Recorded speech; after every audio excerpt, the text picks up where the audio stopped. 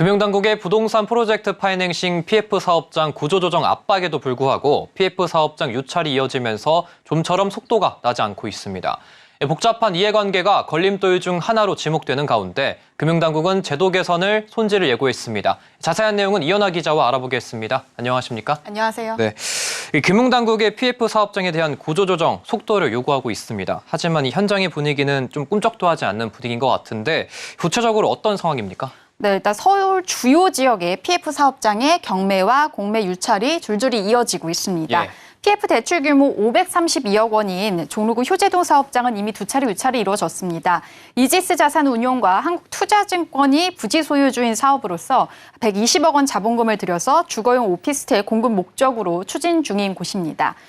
은행 등 19개 금융회사로부터 532억 원의 PF 대출을 받았는데 대출 만기 연장에 실패를 하면서 공매 시장에 나왔습니다. 근데 지난해에 이어서 올해까지 두 차례 공매 시장에 나왔지만 모두 유찰됐습니다.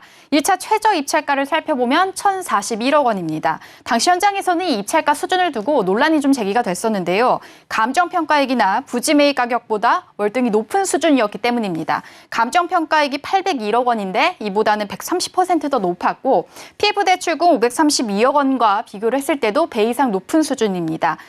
또 용산구 이태원동 사업장도 상황은 매우 비슷한데요. 이태원동의 두 필지에는 업무와 상업시설 개발 용도 사업장이 브릿지론 디폴트가 발생을 해서 지난해 공매 시장에 나왔습니다. 최저 입찰가는 브릿지론 대출 규모 512억 원보다 더 큰 규모인 685억 원이었고 역시 유찰이 됐습니다. 다른 지역 주요 PF 사업장 역시 상황은 크게 다르지 않습니다.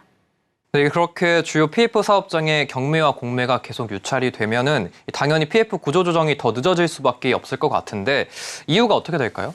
일단 위 사례에서도 알 수 있듯이 채권단이 이제 부지 매입 가격이나 감정 평가액보다 더 높은 가격으로 시장에 내놓기 때문입니다. 올해 하반기 기준금리가 이제 인하가 시작이 될 경우에는 부동산 시장이 다시 회복될 수 있을 것이다라는 전망이 크게 영향을 미친 것으로 또 분석이 되는데요. 채권단을 내부적으로 좀 자세히 살펴보면 상황은 좀 복잡합니다. 같은 채권자더라도 순위에 따라서 이해관계가 다르기 때문인데요. 은행 등 선순위 채권자는 대출 만기 연장보다는 경매나 공매에 붙여서 매각을 하고 채권을 회수하는 게 더 이득입니다. 선순위라서 낙찰가가 낮아도 손실을 볼 가능성이 적기 때문이고요. 반면에 증권사나 캐피탈사 등 후순위 채권자의 경우는 경매나 공매로 넘어가게 되면 손실이 불가피한 상황입니다. 후순위 채권자 입장에서는 최저 입찰가 가격 수준을 최대로 높이거나 아예 경매나 공매를 반대하고 있는 상황입니다. 네, 말씀해 주신 대로라면 이 금융당국과 또 PF 이 현장에서 바라보는 PF 구조조정에 대한 현실이 좀 다른 것 같은데 네. 여기에 더해서 이 금융당국이 또 준비하고 있는 대책이 있습니까? 네, 일단 당국이 생각하는 대책 방향을 좀 말씀드리면 만기 연장은 좀 어렵게 하고 그리고 자산 매각은 쉽게 하자 이런 방향입니다. 부실한 사업장의 좀 빠른 정리를 위해서는 채권의 기준 3분의 2 이상 찬성하면 만기 연장을 할 수 있던 현행 기준을 4분의 3 이상으로 높이는 방안이 거론이 되고 있고요. 또 채권자 전원이 동의하지 않아도 경매와 공매를 진행할 수 있는 방안도 검토 중입니다. 지난주 금감원을 보면 금융사, 건설사, 신탁사가 구성원으로 이루어진 협의체 출범을 시키고 회의를 열었습니다. 이 회의에서는 경매와 공매 장애 요인을 없앨 수 있는 제도 개선을 추진하겠다라고 밝혔는데요.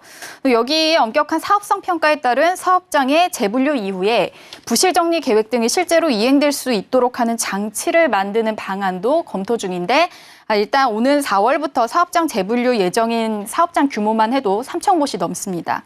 또 금융권 투자 펀드를 만들어서 공매 시장의 매물이 좀 소화되는 속도를 높이는 방안도 하나로 검토되고 있습니다.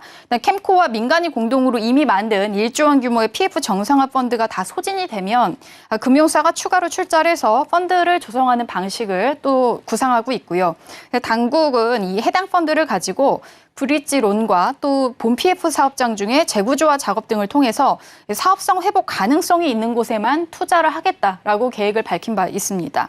현재 이 PF 시장 리스크도 상승했는데요. 건설산업연구원의 최근 보고서에 따르면 PF 위험 노출액 규모가 202조 원으로 집계가 됩니다. 그리고 또 이제 현장에서도 숨가쁘게 돌아가고 있는데 PF 리스크를 촉발시킨 태형건설은 오는 4월 채권단 협의회를 앞두고 있는데요. 다음 달까지 계열사 자산 유동화와 추가 담보 대출을 통해서 2천억 원의 자금을 확보하겠다는 계획입니다. 또 PF 리스크에 노출된 롯데건설은 5대 시중은행과 함께 2조 3천억 원 규모의 PF 펀드 조성에 합의를 하면서 급한 불은 껐지만 재무구조 안정성이라는 중요한 과제가 남아있는 상황입니다. 네, 지금까지 이현아 기자와 알아봤습니다. 오늘 말씀 감사합니다. 감사합니다.